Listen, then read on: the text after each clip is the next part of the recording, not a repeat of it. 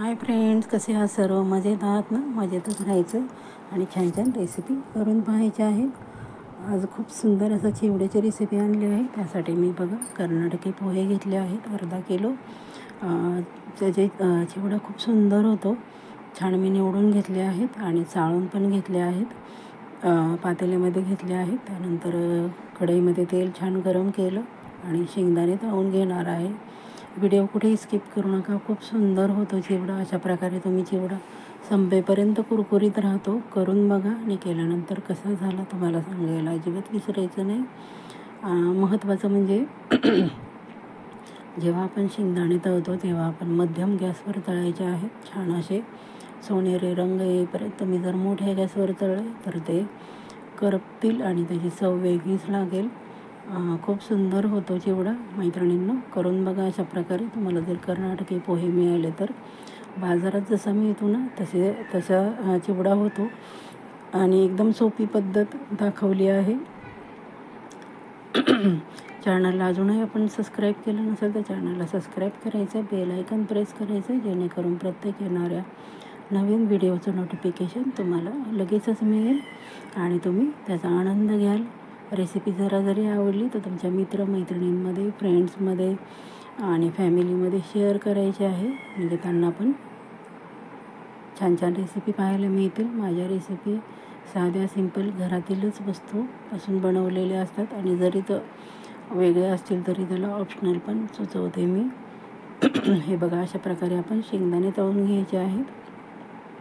त्यानंतर मी खोबऱ्याचे उभे कापते पण तळून घेतले आहेत आणि जो फुटाण्याचा डाळ असतं, फुटाण्याची डाळ असते त्याला डाळ म्हणतात, ते पण तळून घेतलं आहे. तो व्हिडिओ माझा थोडासा स्किप झाला आहे.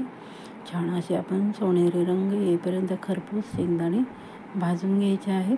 बघू शकता आपण किती सुंदर. अशा प्रकारे आपण मध्यम गॅसवर शेंगदाणे व्यवस्थित तळून घ्यायचे आहेत, म्हणजे छान असं आपला चिवडा तयार होईल. हे बघा किती सुंदर झालं आहे. त्यानंतर कढईमध्ये मी तेल गरम केलं आहे. त्या कढईतलं तेल थोडंसं काढून घेतलं. त्यानंतर मोहरी टाकली आहे. मोहरी छान अशी तडतडून द्यायची. सर्वप्रथम मोहरीच टाकायची, कारण मोहरी तडतडायला थोडासा वेळ लागतो. छान तडतडली तर त्याचा स्वाद पण सुंदर लागतो. त्यानंतर आपण जिरे टाकणार आहोत आणि जिरे पण छान असे तडतडून द्यायचे. ते तडतडले की आपण खूप सारं असं लसूण मी ठेचून टाकलं आहे. लसणाने अप्रतिम अशी चव येते.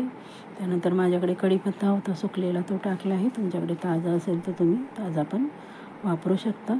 आणि हळद टाकली आहे. हळदीने रंग खूप छान येतो आणि हळदी आरोग्यासाठी आपल्या आरोग्यवर्धक आहे.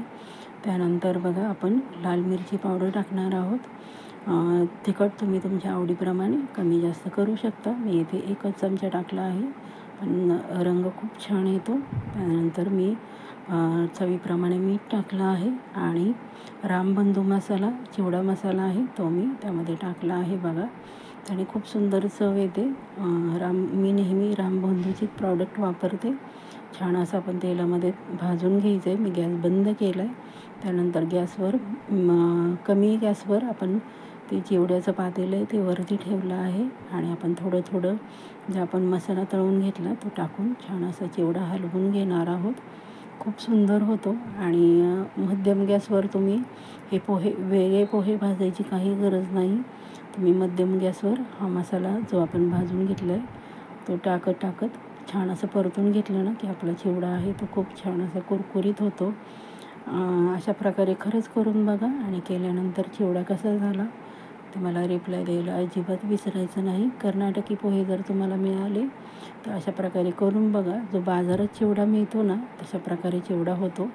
हे बघा छान असं आपण हलवून घेतलं आहे. त्यानंतर मी शेंगदाणे तळलेले, खोबरं आणि जे फुटाण्याचं डाळ आहे ते तळलेलं त्यामध्ये टाकत आहे. तुम्हाला हवं असेल तर तुम्ही ड्रायफ्रूट्स पण टाकू शकता, पण मी ड्रायफ्रूट्सचा इथे वापर केला नाही, कारण आमच्यात मुलीला माझ्या नाही जास्त आवडत. शेंगदाणे पण जास्त आवडत नाही, पण टाकले त्याशिवाय चिवडाच नाही तयार होत. छान असं हलवून घ्यायचं आहे. बघा किती सुंदर रंग आला आहे आपल्या चिवड्याला. अशा प्रकारे करून बघा मैत्रिणींनो. बघा किती सुंदर झालं आहे. त्यानंतर आपण त्यामध्ये पिठी साखर टाकणार आहे. मी जी साखर घरातली होती त्याचीच पिठी साखर बनवली आहे कारण पिठी साखरेने खूप सुंदर असा तिखट गोड असा चिवडा लागतो. गोड तुम्ही तुमच्या आवडीप्रमाणे टाकू शकता. छान असं आपण पिठी साखर टाकली की सुंदर असं हलवून घ्यायचं आहे. साखर टाकायच्या वेळेस गॅस पूर्ण बंद करायचा आहे आणि बंद केल्यानंतरच साखर टाकायची आहे, नाहीतर साखर चिकटून बसते पातेल्याला. हे बघा अशा प्रकारे छान हलवून घ्यायचं आहे. तुम्ही अशा प्रकारे जर चिवडा केला तर तो शेवटपर्यंत कुरकुरीत पण राहणार आणि महत्त्वाचं म्हणजे त्याचा रंग पण उडणार नाही. बघू शकता आपण किती सुंदर झाला आहे आपला कर्नाटकी पोह्यांचा चिवडा. अशा प्रकारे एकदा करून बघा आणि केल्यानंतर कसं झालं ते विसरायचं नाही आणि हाईप करायचे, छानशी कमेंट करायची आहे आणि रेसिपी आवडली तर लाईक आणि शेअर करायची आहे. बाय बाय फ्रेंड्स, स्वस्त रहा, मस्त रहा.